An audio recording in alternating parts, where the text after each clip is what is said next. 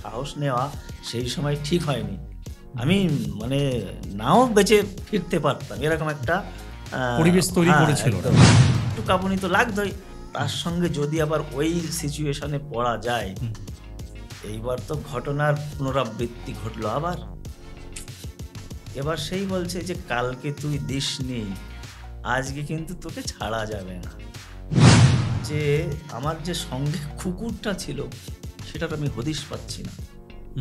আমি ডাকছি কালু করে, আয়, সে কালু আর ডাকছে না।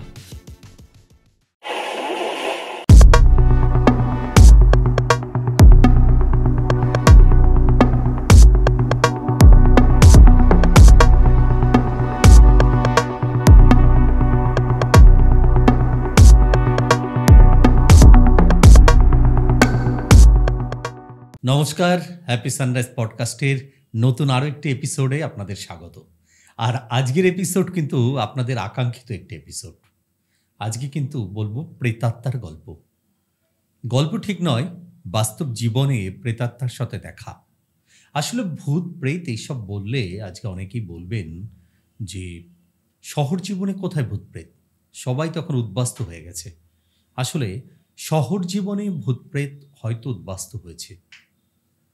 14 রকম ভূতের মধ্যে হয়তো একরকম ভূতও আজ আর দেখা যায় না, কিন্তু এখনো গ্রাম জীবনের সঙ্গে ভূত জড়িয়ে আছে অনেক প্রেতাত্মার গল্প। আর তেমনই একটি গল্প নিয়ে আমাদের আজকে স্টুডিওতে হাজির হয়েছেন পলাশ বিশ্বাস। নমস্কার। নমস্কার পলাশ বিশ্বাস। নমস্কার বন্ধুরা, সবাইকে আমার প্রণাম এবং শুভেচ্ছা জানিয়ে আজকে আমার নিজের ভূত সম্পর্কে কিছু অভিজ্ঞতা আপনাদের সঙ্গে শেয়ার করব। আশা করি আপনাদের সকলেরই সেটা ভালো লাগবে। যাই হোক, বিষয়টা প্রেতাত্মা বা ভূত যেটা আজকের আলোচ্য বিষয়, তো এই নিজের চোখে কি উপলব্ধি করা হয়েছে বা দেখা হয়েছে ভূত? বা আসলে দেখা হয়েছে বলতে গেলে মানুষ তো বিশ্বাস করবে না যে ভূত কি আসলে দেখা যায়। কিন্তু যারা দেখেছে বাস্তবে বা যারা সম্মুখীন হয়েছে তাদের কিন্তু অভিজ্ঞতা আলাদা। যেমন তার মধ্যে আমি একজন। আমার নিজের জীবনের বাস্তবে একটা ঘটনা, মানে সামনাসামনি বন্ধুর মতো চলা, কথা বলা, সেই সমস্ত আমি নিজেই করেছি।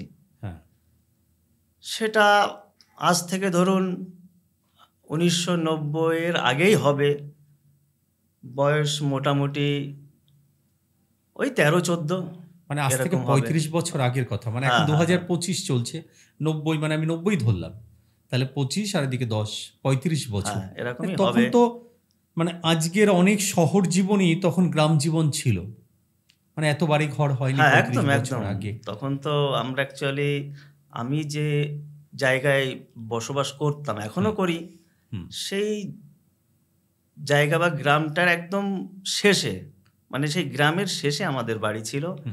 এবং বাড়িটা এমন একটা নির্জন জায়গায় যেটা সন্ধ্যের পরেই মানে যেতে গেলেও একটা শিহরণ জাগে। মানে লোকালয় থেকে একদম বিচ্ছিন্ন হয়ে যেত বাড়িটা। বিচ্ছিন্ন বলতে বিচ্ছিন্ন ঠিক বলে না, কিন্তু শেষ মাথায়, মানে তার আগে বাড়িঘর দৌড় তো ছিল, আচ্ছা, কিন্তু ফাঁকা ফাঁকা, কিন্তু মানে মানুষজন তো নেই তখন, আবার কারেন্ট ছিল না।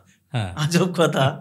সেই সময়কার দিনে তো মনে পড়ে, সেটা হচ্ছে ওই আমাদের একটা মোটর লাইন চলেছিল ওখানে মাঠে জল দেওয়ার জন্য।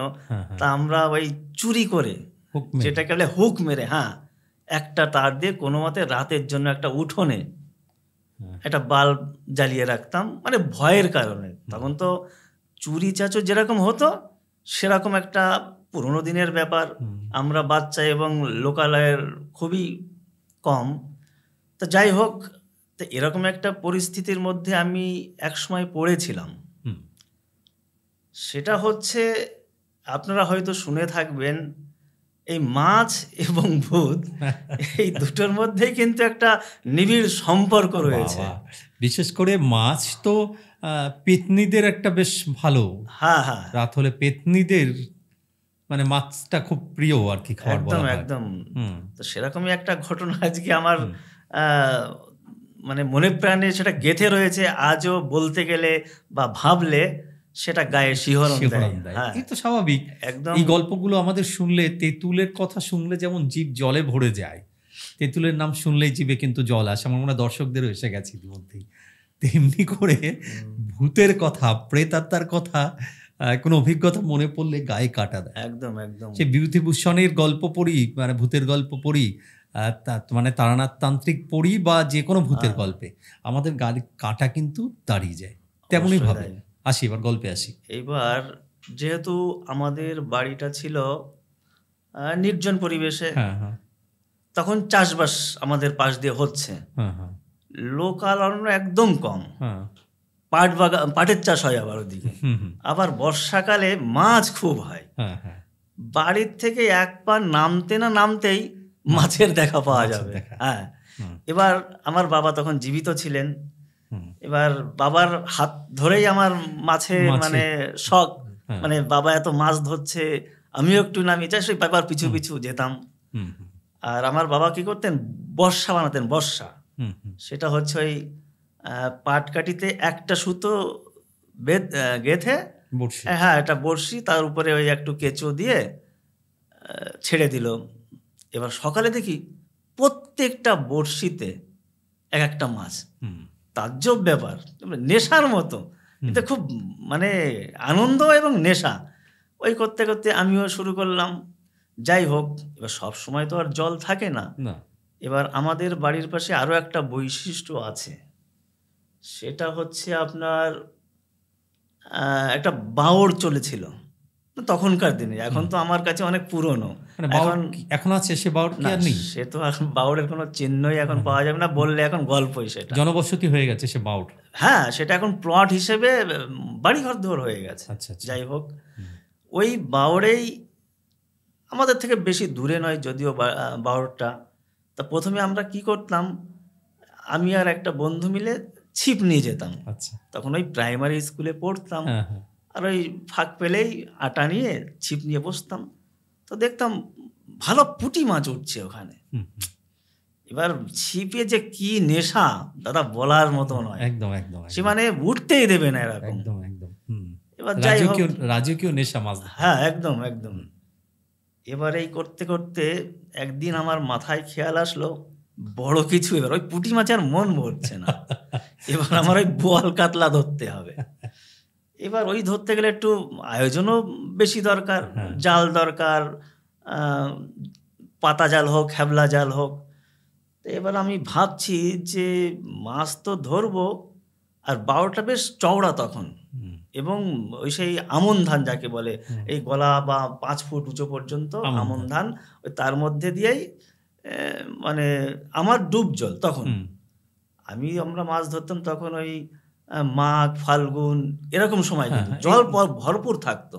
মানে টানও আছে, আবার জল তখনও জল আছে। ওখানে পাটটার জাগও দিত যারা কৃষক বন্ধুরা ছিলেন সেই সময়, তো বেশ মাছ খুব হতো। এইবার বুদ্ধি একটা হলো, আমার এক বন্ধু ছিল, তার বাবা জ্যাঠু এরা কি করতেন, ওই নিজেরা জাল বুনতে পারতেন। তা আমার হঠাৎ খেয়াল আসলো, ওদের বাড়ি তো জাল বুনতে দেখেছি, একবার গিয়ে দেখা যাক কি বলে, যদি যায় তাহলে তো কেল্লা ফতে। এবার সাহস করে একদিন চলেই গেলাম ওদের বাড়িতে, গিয়ে বললাম, কাকাবাবু, আর জায়গাটাও ছিল কিন্তু ওই জলাশয় যেটাকে বাওড়, ওই বাওড়ে কিন্তু আবার ওদের জায়গাও আছে। আচ্ছা, এবার এক ঢিলে 2 পাখি। আচ্ছা, মানে ওদের জাল দিয়ে মাছও ধরবো, আবার ওদের জায়গাও ব্যবহার করব। তো বুদ্ধিটা খারাপ হলো না, তো সাহস করে গেলাম। এবার কাজও হয়ে গেল, মানে বুদ্ধিটা কাজে লেগে গেল যথারীতি। একটা না, ওরা বলল কি, এক কাজ কর, বুদ্ধিটা তো খারাপ না, আমাদের ধরার কেউ নেই, আমরা শখে জাল বুনি, আমরা বিক্রিও করি না। ওর পাশে আবার ওদের একটা নিজস্ব পুকুরও ছিল, অনেক গভীর, পুরনো। হ্যাঁ, এবার ওরা নিজেদের পুকুর থেকে ওই জাল, এরকম খ্যাবলা জাল দিয়ে মাছ ধরবে বলে ওরা ওদের একটা শৌখিন আর কি, অনেক মানুষের একটা শৌখিন থাকে তো। হ্যাঁ, তো জাল বোনা আবার ওদের শৌখিন। আবার নিজেরা ওই জাল দিয়ে নিজেরাই মাছ ধরবে, নিজেরাই খাবে, মানে না বিক্রি না ব্যবসা। হ্যাঁ, এই যাই হোক, তো সেখানে গেলাম, একটা না দাদা 7-7খানা জাল আমাকে দিল। 7খানা জাল? হ্যাঁ, এবং সেটা বললো যে এক কাজ কর, তুই যখন জাল চাইছিস তুই নিয়ে যা, যে কটা পারিস নিয়ে যা, তবে একটু ওই পড়ে থেকে থেকে তো নষ্ট হয়ে যায়, ছেঁড়া কাটা থাকে, তো সেইগুলো আমি বেছে বেছে 7খানা জাল বের করেছি। এক বিঘ দিয়ে ফাঁকার থেকে 1 কর ফাঁকা, মানে ছোট মাছ থেকে বড় মাছ, মানে 2 কিলো ওজনের মাছও আটকে যাবে এরকম ফাঁসা যাকে বলে আমাকে দিয়েছে। আমি তো সে খুশিতে আর ঠিকানা নেই আমার। যাই হোক, এবার সঙ্গে সঙ্গে তো আর পাতা যাবে না, এবার কখন পাতবো কখন তুলবো এগুলোর তো একটা টাইম বের করতে হবে। আর দিনের বেলা কিন্তু দাদা মাছ ঠিক হয় না, বাঁধে না, নির্জন না হলে ওরা জলে বেশ খেলা করে না। যাই হোক, তো এখন আমার পাতার সময় হলো জালটা সন্ধে ওই মোটামুটি অন্ধকার হয়ে যাবে, তখন মাঘ ফাল্গুন বলতে ঠান্ডা, হ্যাঁ একটু ঠান্ডাও আছে, মানে গরম আসবে, হ্যাঁ তাহলে আর ভালোই। এবার কি করতাম, ওই গামছা পরে, খালি একটা গামছা পরে জাল ঘাড়ে করে নিয়ে চলতাম। এবার পুরো জালে কি লাগে, ওই যে বড় বড় লাঠি পুঁততে হয়, এবার ওই দৈর্ঘ্য ছিল চওড়া যেটাকে বলে বাওড়ের, তা কিন্তু চওড়াটা কমসে কম 2-3 বিঘা চওড়া হবে। আমি লম্বায় তো ছোট ছোট গুলো পারতাম, কিন্তু একটা জাল এত বড় ফাঁকা ছিল, আমি কি করতাম, এই জালটা ওই মাথা থেকে এই মাথা, এত লম্বা জাল ছিল, চওড়া ভরে যেত, মানে কভার হয়ে যেত বাওড়ের। এইবার ওইটা পারতাম ওইভাবে, আর অন্য জালগুলো একটা এদিকে একটা ওই দিকে, মানে হিসাব করে লাগিয়ে দিতাম। এবার সত্যি বলতে কি, মানে সে কি আনন্দ, মানে আমার যে মেহনত, আমার যে চিন্তা, একদম পুরো সাকসেসফুল। কারণ কি, মাছ তো ছিলই, আর মাছ রাতে জাল পাতলে বাধা নিশ্চিত, আর সত্যিই তাই, প্রচুর মাছ। হ্যাঁ প্রচুর মাছ ছিল। অ্যাকচুয়ালি সেই সময় লোক সংখ্যা কম ছিল, আর রাতে কে যাবে, দিনে যদিও আমাদের মতো একটা দুটো লোক ওই ছিপ ফেলে ওই পুঁটি মাছ, আর এখানে তো আমার রাতে কেউ যেত না, না। এইদিকে আবার বাঁশবাগান ছিল, এই সাইডটাই বাঁশবাগান, ওই আমাদের আমি যে পাশ দিয়ে নামতাম বাওড়ে, সেই পাশ পুরো ফাঁকা, সেগুলো মাঠ। আর উল্টো সাইডে বাওড়ের সেই পাশে আবার পুরনো বাঁশবাগান, হ্যাঁ পুরনো বাঁশবাগান, আবার সে কচকচ আওয়াজ হয়, ওরে সব না, ওই শুনলে তো সে আর নামতে ইচ্ছে করে না, মানে ইয়ের জলের ভিতরে। একা, আমার বয়সও অত বেশি নয়, সবে বললাম ওই 13 কি 14 এরকম হবে, 5-6 এরকম পড়ি ওই সময়। হ্যাঁ, তো যাই হোক, যখন মানে মাথায় চেপেছে মাছ ধরতেই হবে, হ্যাঁ, তো জয়মা বলে নেমে পড়েছি। এবার ঠান্ডাও লাগছে, এই সমান জল, এবার একা একা একটা জাল পেতে লেগে গেল আমার প্রায় আধা ঘন্টা, কারণ এত চওড়া, আর সব থেকে বড় ভাষা ওইটাই আগে পাততাম। এবার সেটার পরে হলো কেন, অন্যগুলো পাতা হয়ে যেত, এবার ঠিক আছে পাতা হয়ে গেল। এইবার প্রথমে 1-2 দিন আমার কিছু মনে হয়নি, মনের আনন্দে পেতেছি। ভোরবেলা, আবার ভোরবেলা যেতে হতো, মানুষ ওঠার আগে আমার জালগুলো সব তুলে নিয়ে আসতাম, তুলে অন্ধকার থাকতে, সেটা একদম অন্ধকার থাকতে, সেটা 5টার আগেই হবে। তার মধ্যে তো উঠার একটা কারণও ছিল, আমাদের আবার সেই তাল কুড়োনোর নেশা ছিল, তো এই জন্য আমাদের আবার ওই তাল, তারপরে কুল, এসবের একটা সময়, তো কুলের সময় ভোরবেলায় আমাদের, হ্যাঁ মানে গ্রামে যেটা হয়, তাল কুড়াতে হবে, কুল কুড়াতে হবে, এই জন্য আমাদের ভোরবেলা ঘুম ভেঙে যেত। যাই হোক, গ্রাম্য পরিবেশ, গা ছমছমে একটা লেগেই থাকে, কিন্তু না দেখলে তো বা না জানলে তো ভয়ের বিষয় নেই, মন আমার সাদা, নির্ডর হোকে এইসব কাজ করেছি। কিন্তু ভয়ের বিষয় হলো, এরকম চলতে চলতে হঠাৎ একদিন কি হলো, ওদিক থেকে ওই যে বাঁশঝাড়ের কথা বলেছিলাম, যখনই আমি ওপাশে তুলতে গিয়েছি, ওখান থেকে কিছু আওয়াজ হলো, কি যেন আমাকে ইশারায় বা একটু ফিস ফিস করে ডাকার ভঙ্গিতে আওয়াজ করছে আর কি, যে আমি আজকে খুব ভালো বন্ধু পেয়েছি, তার কাছ থেকে আজকে খাবার, মানে মাছের কথা বলছে আর কি। মানে অ্যাকচুয়ালি ওরা কি করে, কাঁচা মাছ পেলে খুবই আনন্দে সেগুলো খেয়ে নেয় বা সেগুলো নেওয়ার চেষ্টা করে যেভাবেই হোক। তো এইবার আমি জানি না এই বিষয়টা। এবার কি হচ্ছে, ওরা আমাকে মনে হচ্ছে, আমার সেই সময়কার দিনে মনে হয়েছিল যে আমাকে মনে হয় ওরা ফলো করছে। আমার মনে হলো ওদের একটা বাসস্থান, ওই বাঁশবাগানটা। মানে কিন্তু আমি কেয়ার করতাম না কোনোদিন। আমি এটা পরে এটা অনুভব করলাম যে আমার বড্ড ভুল হয়ে গেছে, না জেনে একা এত সাহস নেওয়া সেই সময় ঠিক হয়নি। আমি মানে নাও বেঁচে ফিরতে পারতাম, এরকম একটা পরিবেশ তৈরি করেছিল একদম। সে পরিবেশটা কেমন হয়েছিল সেটা? পরিবেশটা কেমন হয়েছিল, এবার যখনই আমি ওই ওদের স্থানের কাছে পৌঁছেছি, তখন ওরা কি করছে, ওখানে চলে এসছে নিচেই, আমারকে ডাকছে, আজকে আমি খেতে চাই, অনেক দিন ধরে আমি কিছু খাবার পাইনি, আজকে আমি তৃপ্তি করে। এটা দেখতে পাচ্ছি? হ্যাঁ, দেখতে পাচ্ছি না, মানে শুনতে পাচ্ছি, অনুভব হচ্ছে যে কেউ ওখান থেকে দাঁড়িয়ে বলছে, কেউ আছে, হাওয়া একটা এরকম কিছু। হাওয়া বলতে আমার কানে আসছে খালি।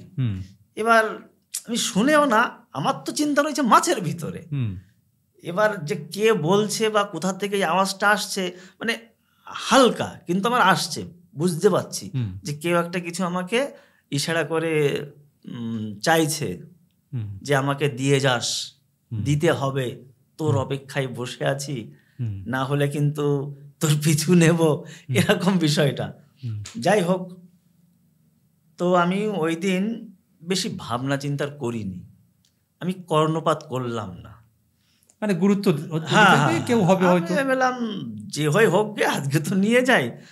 এবার ওদিন তো গেল, ওদিন যাওয়ার পরে এবার ছেলে মানুষের মনও তো আমরা ভুলেই গেছি। তারপরে কি হয়েছে কাউকে বলিও নি এই বিষয়টা। ফির আগের দিনে গেছি, আগের দিনেও যথারীতি ওরকম পাতার সময় কিন্তু হয় না। আমি যখন পেতে ফিরছি, তখন কিন্তু টু শব্দ কিছু আমি বুঝতে পারি না বা এরকম কোনো আওয়াজ হয় না।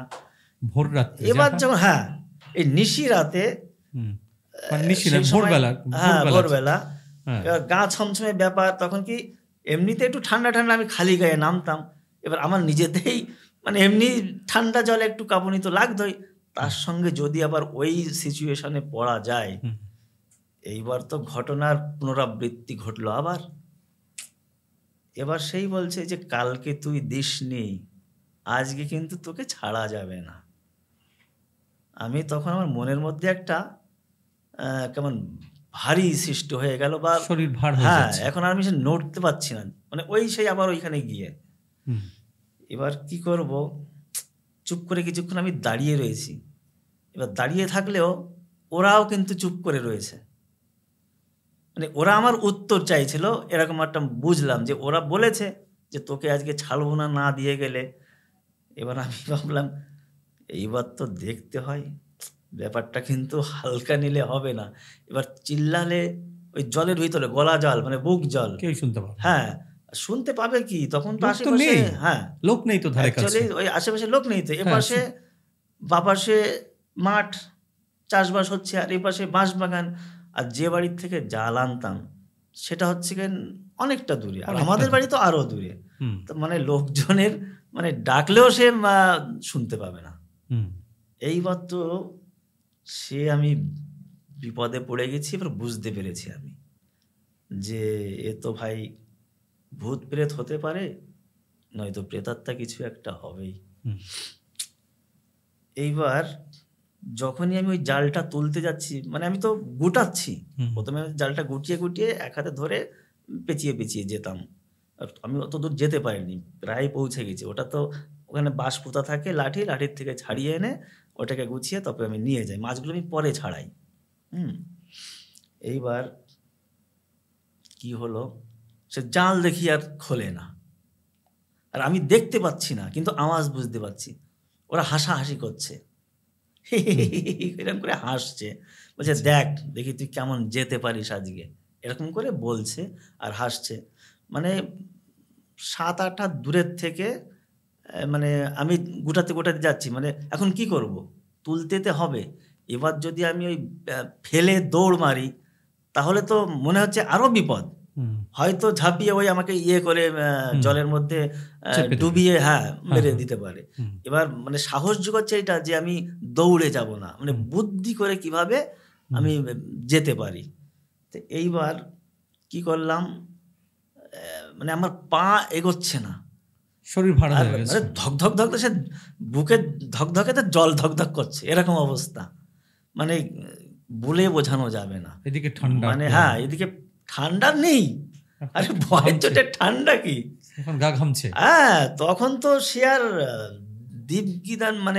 দিকবিদিন শূন্য, কি করি কাকে ডাকি। সেই সময় অ্যাকচুয়ালি কি হয়, মুখের সেই চিৎকার বন্ধ হয়ে যায়, মানে চেঁচাতে গেলেও সেই আর বেরোয় না শটটা, এরকম অবস্থা।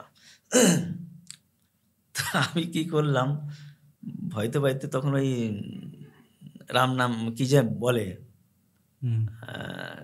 এটা শ্লোক ছিল, কি করবি কর সাথে আছে আমার, কি জানো, রাম লক্ষণ, ভয় কি আমার, ভূত আমার পুত, পেতনি আমার ঝি, রাম লক্ষণ সাথে আছে, করবি আমার কি, এটা ছোটবেলায় আমরা বলতাম আর ছিল। যাই হোক, সেইটা অচানক মনে পড়ে যায় আমার, মনে পড়ে গেলে ওইটা মনে মনে বলি, আর যত ওই ওদের দিকে যাই তত আমি মানে জোরে বলার চেষ্টা করি, কিন্তু আমার যে হালাত খারাপ, আমি যে আর বলতে পারছি না, মানে আমি নিজেও বুঝতে পারছি না, মানে আমি বলতে মানে বেরোচ্ছে কি না শটটা, কিন্তু মনের থেকে ওটা বেরোচ্ছে, কিন্তু আওয়াজটা বেরোচ্ছে না, আমি আর নিজের কথা নিজেই শুনতে পাচ্ছি না। এবার আমার পাও এগোচ্ছে না, মাটিতে তো কাদা আছে, কাদা ভালোই, মানে কিন্তু শরীর তো ভার হয়ে গেছে, একদম শরীর ভার, ঠান্ডা, মানে মানে কি যে একটা বিশ্রী অবস্থা। আমি মনে হচ্ছিল যে এবার মনে হয় গেলাম, গল্প আর ফিরতে পারবো না। এদিকে সকালও এগোচ্ছে, এবার আমি তো যেতাম কত সকাল বলতে সূর্য ওঠার আগে, আমার নিয়ম ছিল সূর্য ওঠার আগে ওদেরকে দিয়ে আমি আমার ভাগটুকু নিয়ে আমি বাড়ি চলে যাব। এইবার দাদা কি অবস্থা দেখুন, ওদের যে এই মন্ত্রটা আমি বলা উচ্চারণ করলাম, ওদের আওয়াজটা কিন্তু একটু কমে গেল। যত আওয়াজটা কমে গেল তত আমার সাহসটা একটু বেড়ে গেল। আমি তো ধরেই ফেলেছিলাম যে মনে হয় আজকে আমার বাড়ি ফিরতে পারবো না, আর কি হবে সে জানে। তো কোনো মতে একটু সাহস পেলাম যখন ওদের আয়, আরও কাছে আয়, এরকম একটা ডাক ওরা বলছিল যে আয়, আমাকে আজকে দিয়েই যাবি, আজকে আমি খুব তৃপ্তি করে খাবো, অনেক দিন কিছু খাইনি, তোকে অনেক দিন ধরে আমি ফলো করছি, দেখছি, ডাকছি, তুই আমার চিনতে পারছিস না বা দিয়ে যাচ্ছিস না। ওদের একটা ভাগ দিতে, ভাগ দিতে বলছি, ওরা খাবে কি, মানে আমরা তো দিদাদের ঠাকুমাদের মুখে এরকমই সব গল্প শুনে এসেছি, ওরাও তো এ গাছে আশ্রয় নেয়, ও গাছে আশ্রয় নেয়। তা ওরা ছিল ওই বাঁশ ঝাড়, এখনো আছে, কিন্তু কিন্তু কেটে অতটা বড় নেই, কম হয়ে গেছে, কমে যাবে, কিন্তু আছে, কিন্তু সেই বাওরটা নেই। কিন্তু ওই কাছে যেতে যেতে আমি আরো জোরে চিৎকার করতে লাগলাম। এবার জোরে চিৎকার করতে করতে ওরা কি করলো, মানে পুরোটা আওয়াজ আমি আর পেলাম না। তা পেলাম না বলতে, কিন্তু ওরা বসে আছে কিভাবে বুঝলাম, এই জানালার আমি ছাড়াতে পারছি না, ওখানে একটা গিট দেওয়া থাকে, টুক করে ছেড়ে যায়। ওরা কিন্তু এরকম ওই যে খুঁটিটা আমি পুঁততাম, মানে অ্যাকচুয়ালি দেখতে পাচ্ছি না, কিন্তু আমার সে শক্তি ক্ষমতা হারিয়ে গেছে, কিন্তু ওই মুখে মুখে আওড়াচ্ছি, ওই মনের জোর বাড়ছে, আর কোনো নেই যে আমি এখান থেকে এইটা তুলে নিয়ে যেতে পারি, আর কোনো দিকে তাকাবো না বা কিছু তুলবই না, মানে আরো যে 6-7টা চাল পড়ে আছে থাক, একদম আমি খালি এইটা নিয়ে যেতে পারলে, মানে জলের থেকে উঠতে পারলেই বাঁচি, এরকম অবস্থা। এইবার আমাকে ওরা একটা হুঁশিয়ারি মতো দিল যে ঠিক আছে বাপু, আজকে নয় আমি ছেড়ে দিচ্ছি, কিন্তু এর পরের দিন তোকে আর ছাড়বো না। হ্যাঁ, তুই আজকেও দিলি না, আজকেও পার পেয়ে গেলি। হ্যাঁ, এরকম একটা শেষে আওয়াজ করে না, ফুর করে, ওই যে বাঁশপাতা তো খুব পাতলা, একদম একটা বেশ বড় জোরে দমকা হাওয়া দিল। এবং আমি লক্ষ্য করলাম যে ওই যে যে নিচের যে পড়ে থাকা শুকনো বাঁশ পাতাগুলো না ফুস করে এরকম একটু উড়ে গেল আর কি, উড়ে গেল। তাতে বুঝলাম যে জলের কোনো জল নড়াচড়া কিচ্ছু না, না জলে না, ওরা তো ওই ডাঙায় বসে ওরকম, আমি তো একদম কিনারে, বলছি না এই কিনারে থেকে ও কিনারে লাগাতাম ওই জালটা, মানে এত চওড়া ছিল।